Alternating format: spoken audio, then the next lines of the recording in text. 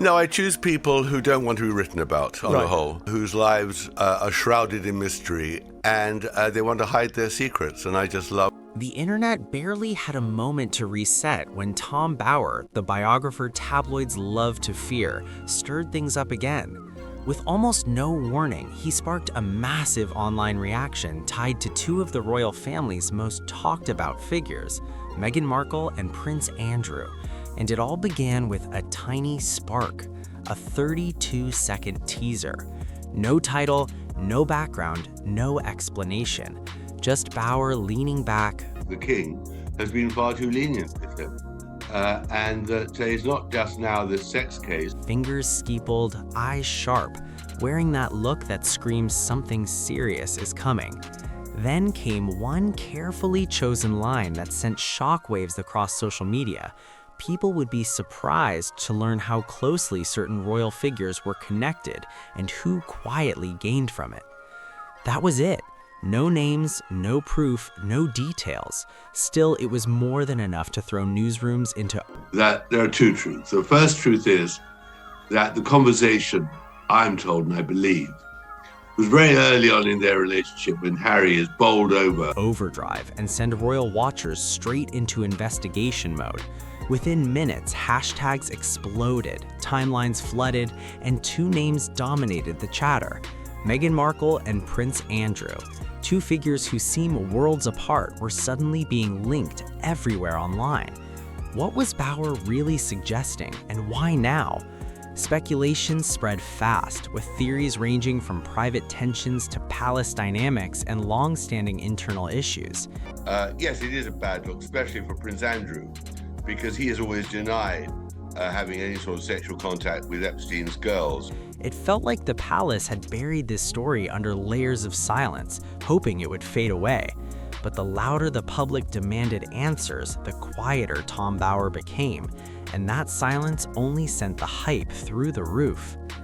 By sunrise, TikTok, X, and every major gossip forum were flooded. The teaser clip was reposted millions of times, reaction videos exploded everywhere, and even late-night hosts jumped in with jokes and speculation. About his relationship, and there was no compulsion for him to do it. And that not only... Inside royal circles, though, the mood was anything but playful. Sources claimed the palace slipped into quiet crisis mode. Reports described tense meetings, rushed briefings, and whispered conversations behind closed doors. Just how thin-skinned Harry is. You know, Meghan I almost understood. She's a Hollywood B-list to be charitable actress. She was a social climber. Her whole thing is about image, so I can see why she's so easy to upset. Whenever Bower speaks, people pay attention, and one royal aide reportedly murmured that the palace was bracing for impact, though no one expected things to spiral this fast. Just 2 hours later, Bower stirred things up again. During a live broadcast, he shared an extended excerpt from his upcoming work. Still no names, but one sentence stopped royal reporters cold. The series dedicated to dissecting the most riveting royal scandals in history. This week, I'm joined by Tom Bower, author of Revenge, Meghan, Harry, and the War Between the Windsors, the defining book on Meghan Markle. Events once thought unrelated were actually shaped by the same influence. That single line sent the internet into overdrive. Commentators dissected every word, asking who that same hand could be. The frenzy kicked into overdrive when insiders claimed Meghan's team went into full panic mode. I do, and I think it has divided the nation and made us all, many of us, very unhappy on either side of the argument. I just found that Harry and Meghan, having said that they were setting up in California to spread wellness and love and sincerity, have done the exact opposite. They have done. Calls were flying, messages firing off non-stop as they tried to figure out what Tom Bower was really hinting at and how serious this could get. Sources said the pressure felt intense, with everyone on edge about potential fallout. At the same time, Prince Andrew's camp reportedly went completely quiet. No statements, no reactions, just silence, which only made people talk more. A stereotype. I think that would now not occur. I think there were various things about her sexual life, which I dropped out on the grounds of privacy law. Insiders claimed the atmosphere felt tense, while media outlets raced to dig through old archives, lining up timelines like investigators chasing a mystery. They reviewed charity appearances, past palace communications, and rumored moments of strain, but nothing clearly matched the heavy tone Bauer had set. Then a new claim surfaced. Book and in the Oprah Winfrey interviews and by Harry in the Apple interviews can forgive him. I mean, he'd have to eat so much humble pie. Someone connected to a production studio suggested Bauer's upcoming material would surprise both UK and US audiences and highlight connections few had ever noticed. That claim spread fast. Headlines popped up everywhere, commentators spiraled, and YouTubers rushed out deep dive videos at record speed.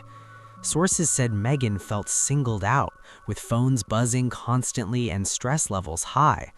Of their experience. I understand. Well, because I sift it through. I don't put in stuff which isn't true and can't be checked. And also, you know, I had some admiration for Meghan. She succeeded quite well in her life and her ambition. One insider claimed she believed Bauer was overly focused on her, and this moment seemed to prove it. Meanwhile, at Royal Lodge, the mood around Prince Andrew was reportedly somber. Staff whispered that old issues could resurface. News anchors cut straight into regular programming, and suddenly the question wasn't if Meghan or Prince Andrew would face intense public pressure, it was how big it could get and how long it might last. Both sides were clearly bracing themselves, and inside palace circles, one thing felt certain: Bauer never speaks casually. When he signals something, it's serious, and this time the reaction felt massive. Two of the most controversial figures of the modern royal era were being pulled back into public focus, and the response was immediate and electric. Within minutes of Bauer's interview airing, social media erupted. Clips spread at lightning speed, feeds refreshed non-stop, and commentators struggled to keep up as Windsor and Monteceto watched it unfold in real time. Beneath the shock, something else was bubbling: unease. Not because Bauer made direct accusations, he didn't, but because he touched a sensitive nerve the monarchy has worked hard to keep steady for years. His approach wasn't aggressive or reckless, it was careful, layered analysis delivered by someone known for dismantling powerful narratives with precision. This time, both figures found themselves squarely at the center of his focus. Sources close to Buckingham Palace insisted this wasn't a surprise. Think pieces flooded the web, and non-stop YouTube debates popped off everywhere. Every phrase, every pause, every detail was picked apart again and again. Over in Monteceto, there was silence at first, then pure disorder.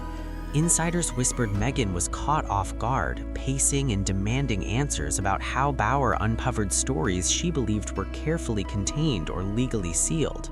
Harry, on the other hand, was said to be drained. Sources described him as worn down, stuck between frustration and resignation as another wave of attention rolled in. He reportedly knew this moment couldn't be brushed aside, and that made it even harder. Across the Atlantic, things weren't any calmer. In Prince Andrew's corner, tension lingered as Bauer's commentary reignited long-running debates. While the focus stayed on reputation, optics, and the impact of past choices, not new claims, it was enough to trigger swift internal action.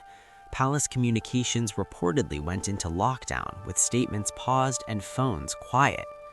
Still, the conversation was already everywhere. Royal analysts broke down Bauer's words line by line. Livestream panels lit up, and commentators who rarely agreed suddenly sounded united. Bauer had clearly pressed a sensitive spot. Meetings kicked off immediately. Communications teams combed through every line, every phrase, every angle. Senior advisors obsessed over timing, context, and, most of all, optics. Because while Bauer's comments were framed as interpretation and analysis, the public reaction had already grown far beyond control. Screens were lighting up worldwide. Theories flooded social feeds, notifications never stopped, and suddenly the monarchy wasn't just responding, they were bracing. Every move, every pause, every carefully chosen word became part of a larger strategy as the attention intensified. Tom Bauer had everyone watching closely. And this was only the beginning. Every scroll and headline carried his influence. Analysts, influencers, royal watchers, and even casual viewers were pulled straight into the chaos. Old details and forgotten moments suddenly felt important again. Inside Monteceto, tension was reportedly thick. Meghan was said to be pacing nonstop, phone glued to her ear, reaching out to legal teams and PR advisors, determined to get ahead of the narrative before it spiraled further. One source claimed she felt Bauer was watching closely, waiting for any slip. Staff quietly suggested Prince Andrew was bracing himself, aware that past controversies many believed were settled were suddenly drawing fresh attention again. Advisors rushed to review old interviews, official statements, and archived correspondence, all in an effort to anticipate Tom Bauer's next move. It was a delicate balancing act, carried out mostly behind the scenes, but with full intensity. Meanwhile, observers noted that Bauer appeared unfazed by the uproar. Every reaction clip, every online debate, every trending post only seemed to amplify the moment. His approach wasn't reckless, it was precise. Each carefully timed remark felt designed to spark discussion without crossing legal or factual boundaries. By focusing on Meghan and Andrew, two figures already surrounded by public debate, the impact multiplied fast. Online platforms didn't slow down for a second. X, TikTok, Instagram, every feed turned into a speculation hub. Fans analyzed gestures, phrases, and rumored overlaps, while commentators claimed to spot patterns in long-past charity appearances. YouTubers rolled out hour-long breakdowns, napping timelines and palace whispers like a streaming drama. The situation quickly became a cultural moment. Inside palace corridors, the response stayed quiet but intense. Advisors gathered in private rooms, refining media strategies, adjusting talking points, and preparing for every possible angle. Scripts were rewritten, plans updated, and contingencies stacked carefully. Speculation soon drifted into more personal territory. Social media buzzed with theories about how Bauer's comments could reshape relationships, alliances, and public perception. Questions swirled over whether long-rumored tensions between Meghan and Prince Andrew went deeper than appearances. Some analysts suggested that old decisions, careful silences, and behind-the-scenes choices were finally being re-examined. Through it all, Bauer stayed strikingly calm. For him, the attention wasn't accidental, it was intentional. Every hint, every pause, every well-timed teaser fed a rising narrative. The audience wasn't just watching anymore, they were participating. Each tweet, video, and theory became part of the unfolding conversation. By week's end, the momentum felt impossible to predict. The palace had activated quiet defensive measures. Both Meghan's and Andrew's teams were reportedly on high alert. Across platforms, every rumor, archived clip, and historical detail was debated as if it were breaking news. Bauer had done more than spark chatter. He reshaped how the public engaged with the monarchy itself. For two of the most debated figures in recent royal history, there was little room to step away from the spotlight. As attention intensified, opinions split fast. Some believed Meghan might respond with a strong counter-narrative. Others thought she would remain silent, letting supporters speak instead. Would he fade quietly from view, avoiding attention altogether, or lean on palace intermediaries to soften the impact? The speculation never stopped. And Bauer, he looked completely unbothered. In a follow-up appearance, he didn't introduce new claims. He doubled down with the same cool composure. Calmly, he said that if certain people didn't like what they saw reflected back at them, that wasn't his concern. Within an hour, that line was everywhere. TikTok replayed it non-stop, clips spread fast, and reactions piled up. Then came a surprise twist. A source close to Monteceto claimed Meghan had started drafting a personal response. Not legal, not official, but a carefully shaped message meant to take control of the story. The goal, insiders said, was to frame Bauer's commentary as fixation and bias, pointing to what she viewed as a long pattern of criticism towards women who challenged tradition. It was a bold pivot, but whether it would land was unclear. At the same time, something else took off online.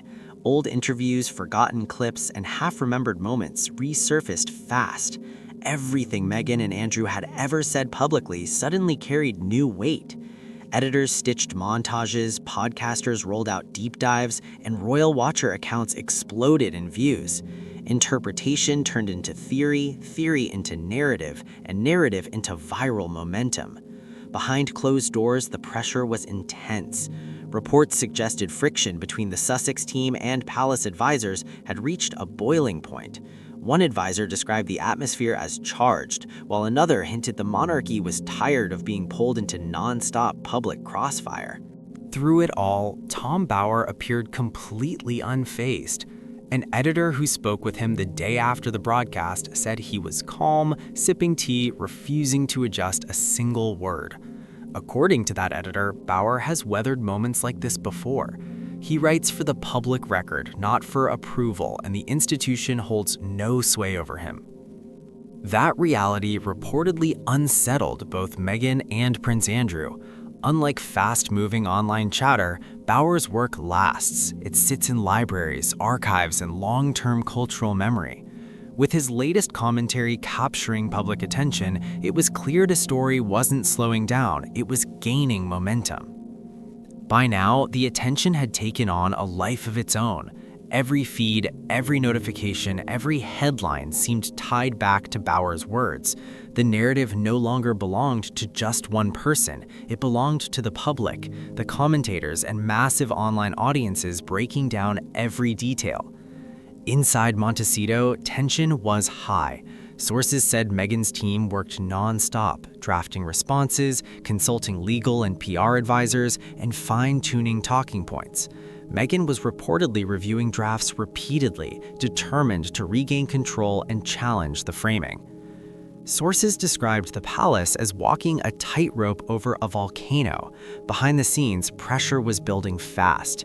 Meanwhile, Tom Bower stayed completely composed, watching the reaction unfold with cool detachment. Every carefully timed clip and subtle tease pushed the attention further, letting the public, the media, and palace insiders wrestle with his words. For Bower, the viral moments were proof the momentum had taken on a life of its own. Social media went into overdrive. Fans connected dots across decades, analysts revisited archives, and Royal Watch YouTubers rolled out long deep dives packed with timelines and commentary. Even casual viewers were pulled in, debating everything from charity appearances to palace traditions. Interpretation turned into theory, theory became narrative, and narrative exploded into global obsession. Inside palace walls, operations tightened.